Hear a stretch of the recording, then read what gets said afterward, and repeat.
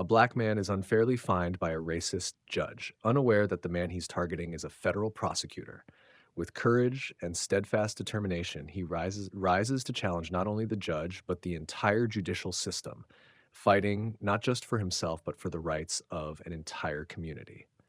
Before we begin this powerful story, let us know where you're watching from.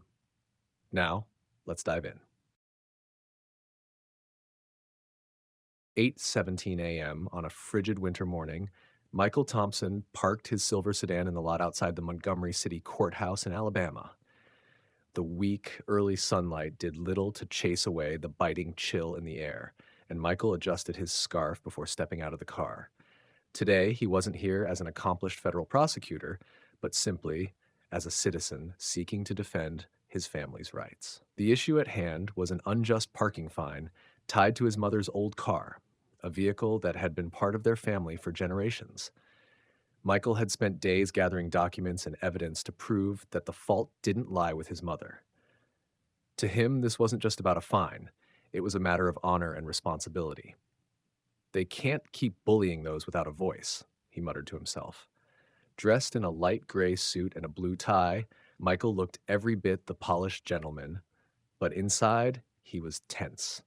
An urgent call from his assistant at the federal prosecutor's office had thrown his morning into chaos. A major financial fraud case required his immediate attention. After swiftly reviewing and emailing his input, he left the office and rushed to the courthouse. As Michael stepped into the courthouse hallway at 8:45 a.m., he was immediately struck by the bustling, crowded atmosphere. Local residents lined up, clutching stacks of paperwork, hurriedly preparing for their hearings. He glanced at his watch. Just 15 minutes left. Following the signs, Michael made his way to courtroom 305, where the name Judge Henry Wallace was etched on a brass plaque. Entering the room, he found the atmosphere tenser than he had anticipated. Judge Wallace, a middle-aged man with silver hair and piercing eyes, sat high on the bench. Known throughout the city for his stern demeanor and sometimes subjective judgments, Wallace exuded an air of authority that filled the room. Michael took a seat near the back, observing the anxious and tense faces around him. Several people entered late, yet no one seemed to notice. An elderly woman in a red coat whispered a soft apology as she slipped into a seat near the front, drawing no attention at all. But Michael couldn't shake the feeling that something shifted in the air when his name was finally called. 9 a.m., Judge Wallace's voice rang out. "Michael Thompson," he called, his gaze piercing as if trying to unravel every word before it was spoken. Michael approached the podium with a calm yet confident demeanor, carefully placing his folder on the table. "Good morning, Your Honor," Michael began. "I have documentation here that demonstrates the parking fine was issued in error. I'd like to present." Wallace cut him off immediately. "You're late," he said, his tone cold. "This court does not tolerate disrespect for its time." Michael furrowed his brow but remained composed. "Your Honor, I apologize for the delay. I was attending to an urgent matter at the federal prosecutor's office." Wallace interrupted again. "Spare me the excuses. I am fining you $500 for failing to adhere to this court's rules." A murmur spread through the courtroom. Michael glanced around, noticing the injustice. The elderly woman and the young man who had arrived late earlier were not fined or even reprimanded. A simmering anger rose within him, but he suppressed it. "Your Honor," Michael said, his voice steady, "I believe court rules should be applied evenly. May I ask, on what basis is this decision made?" Wallace shot him an icy glare. "Are you questioning my authority?" the judge demanded, his tone sharp. Michael responded with unwavering calm. "No, Your Honor, I simply wish to ensure that everyone in this courtroom is treated equally." The room fell into a tense silence. Wallace banged his gavel firmly on the bench, signaling an end to the exchange. "Next," he barked, but the charged atmosphere lingered, impossible to ignore. Michael returned to his seat, knowing full well this wasn't over. Quietly, he began taking notes, his resolve evident in his steady gaze. This wasn't just a fine anymore. It had become a symbol of the injustice he could not overlook. As the hearing concluded, Michael didn't leave immediately. He stayed, observing how Judge Wallace handled other cases. A young white man, who had clearly arrived later than Michael, received a polite nod from the judge without so much as a reprimand. Meanwhile, a middle-aged black woman contesting a traffic fine, was cut off by Wallace, his tone laced with disdain. Michael clenched his jaw, the blatant injustice unmistakable. As he exited the courtroom, Michael opened his briefcase and pulled out a small notebook. He began jotting everything down: the judge's words, the defendant's expressions, and the stark discrepancies in how they were treated. This isn't just a one-off incident, he thought to himself. This is systemic. On his way back to the office, Michael called his colleague Sarah Jenkins, a civil rights attorney known for her relentless advocacy. "Sarah, we need to talk," he began, urgency evident in his voice. "I think I just witnessed something we can't ignore." There was a brief pause before Sarah responded, "I understand. Meet me at the office at noon and we'll come up with a plan." Michael hung up, a mix of anger and determination surging within him. This was no longer just a personal matter. He knew that if he didn't take a stand, this injustice would continue to crush those who couldn't defend themselves. Michael met Sarah at her office that afternoon. Sarah, a well-known civil rights attorney with a reputation for taking on high-stakes cases, listened intently as Michael recounted the events. When he finished, Sarah leaned back in her chair, a thoughtful frown crossing her face. "Judge Wallace has been suspected of bias before," she said. "I've heard stories about him from minority communities here in Montgomery, but no one's ever had the courage to stand up to him. If you're going to take him on, we'll need concrete evidence." Michael nodded. "I've already started taking notes, but I need to gather more, not just from this morning's hearing, but from other cases as well. I'm convinced this isn't an isolated incident." Sarah proposed a plan.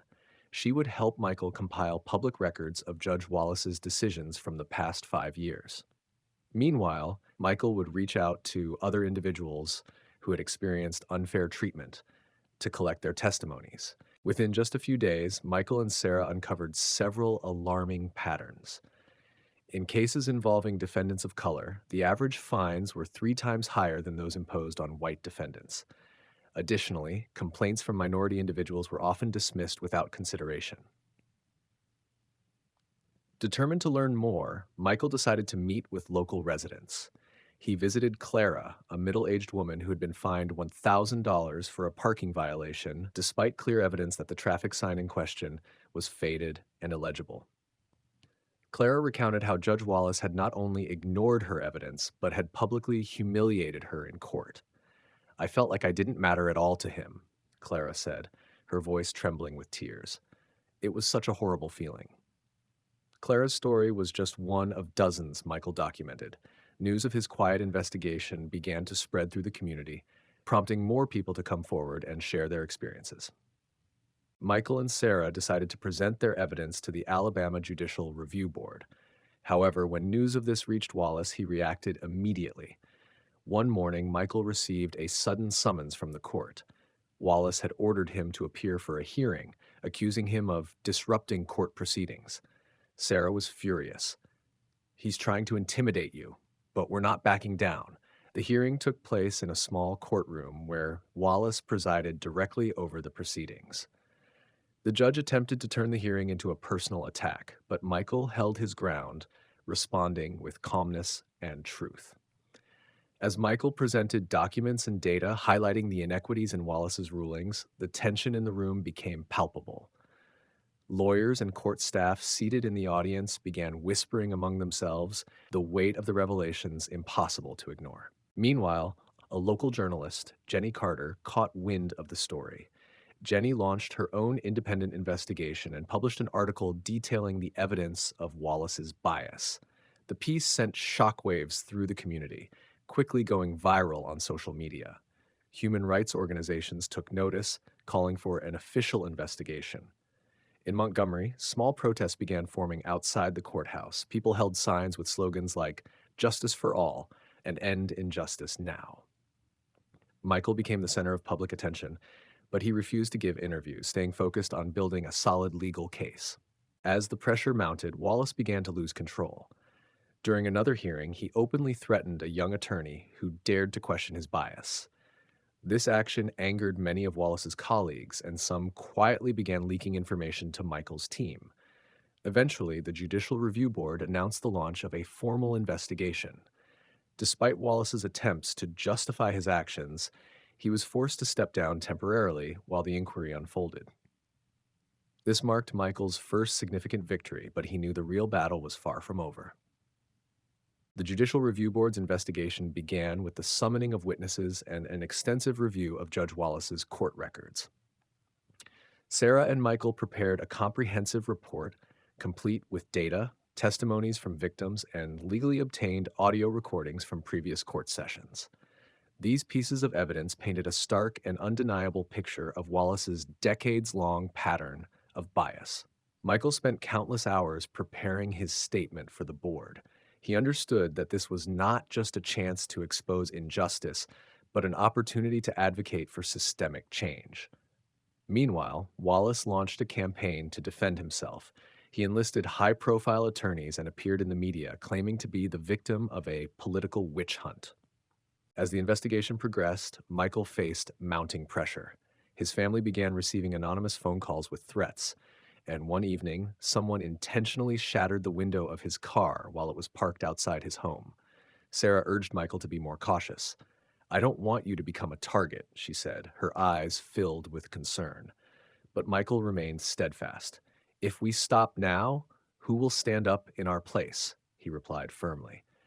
At the same time, Michael received an outpouring of support from the community.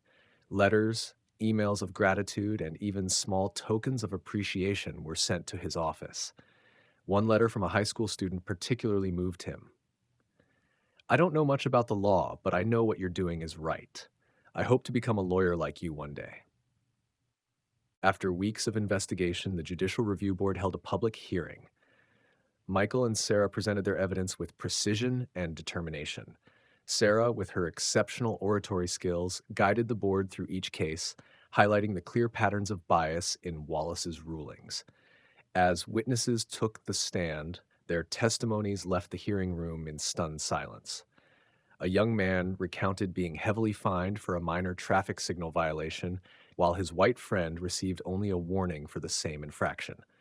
An elderly woman became emotional as she described how Wallace had made her feel humiliated and belittled in open court. The highlight of the hearing came with the testimony of James Carter, a former court clerk who had worked under Wallace.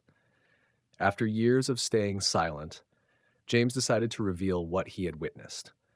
He told me outright, "Don't waste your time on these people. They're not worth it." James said, his gaze fixed firmly on the board. Under unbearable pressure, Wallace was forced to resign before the board could issue its final verdict. A brief statement was released. "I believe stepping down from this position is in the best interest of the community." However, his resignation did not absolve him of legal accountability. The board forwarded its findings to judicial authorities for a criminal investigation. Outside the hearing room, crowds gathered, cheering loudly upon hearing the news of Wallace's resignation. For the Montgomery community, this marked the first step toward restoring trust in the justice system. Following this event, the state of Alabama implemented major reforms in its judicial system. Mandatory training on unconscious bias was introduced for all judges and court staff. Additionally, an independent commission was established to monitor and review rulings that showed signs of irregularities. Michael became an unexpected symbol of the reform movement. He received invitations to speak at legal conferences, universities, and community organizations.